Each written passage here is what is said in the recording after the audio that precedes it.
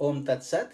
My humble prostrations to the all-pervading Brahman or God, to my worshipful Guruji, Swami Jyotirmayananda Ji Maharaj, to all the sages and saints, and to each of you divine soul watching today's satsang. So today we will be picking up Sutra number 9 from the Kaivalya Pad of the Raja Yoga Sutras of Patanjali Maharaj. Commentary is by my worshipful Gurudev, Swami Jyotirmayananda Ji, and narrated by myself, Swami Nikhilananda. So let's get started on Sutra number 9, Kaivalya Pad. It is Jati, Desha, Kala, Vyavahitanam, Api, Anantaryam, Smriti, Sanskarayoh, Ekarupatvat. Again, Jati, Desha, Kala, Vyavahitanam, Api, Anantaryam, Smriti, Sanskarayoh, Ekarupatvat. Slightly long sutra, but what it means is, though separated by time, place and class, yet there is continuity in the subtle desires because of the unity of memory and karmic impressions. So we had covered the Jati Ayu Bhoga in Sutra number 8. So now Sage Patanjali is expanding upon them.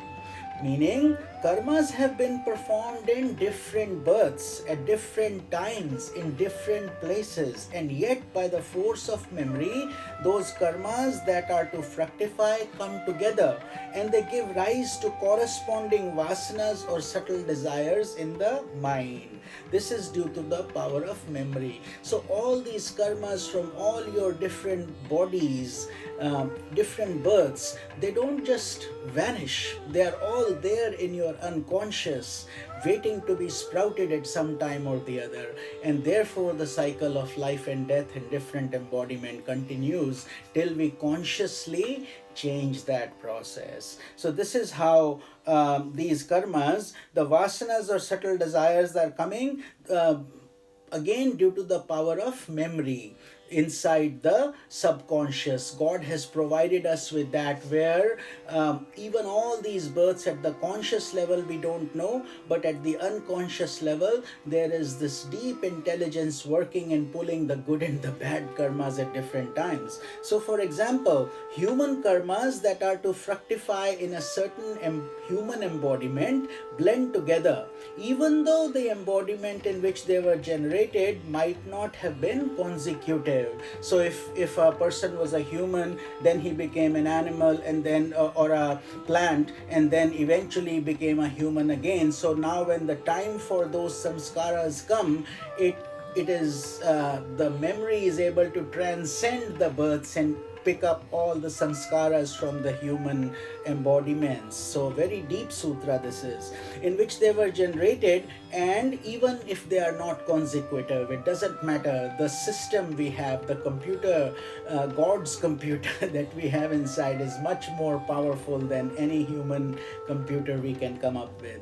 A person might have been a human being 3 embodiments before, and yet the karmas generated during the immediate 3 embodiments are held back, while the karmas of the past embodiment are awakened by the force of memory, as we just discussed. So in the same way, in an animal embodiment, the karmas of the human embodiment are held back, while the memory operating through the present animal body draws karmic impressions of similar animal embodiments of the past. And then there are 8.4 million options to choose from according to Sanatan Dharma. We say there are different 8.4 million combinations and permutations, different species. So therefore, in a human embodiment, we have intellect and wisdom through which we can change that, whereas in other embodiments we don't have that luxury. Therefore, sages and saints guide us to spiritualize our life in a human embodiment. Even in daily life, when a person meets a childhood friend after a lapse of 20 or more years, he remembers many experiences of old times. while the memories based upon recent experiences are held back. So at that time we reminisce, we enjoy. Such is the process, only extended. Such is the law of association based on memory. Therefore, samskaras and the functions of memory go together, giving rise to the continuity of the subtle desires which coexist with the fructifying karmas.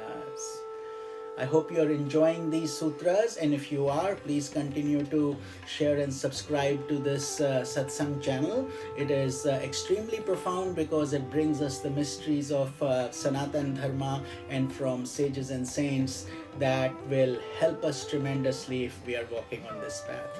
This is Swami Nikhilananda. Om Tat Sat.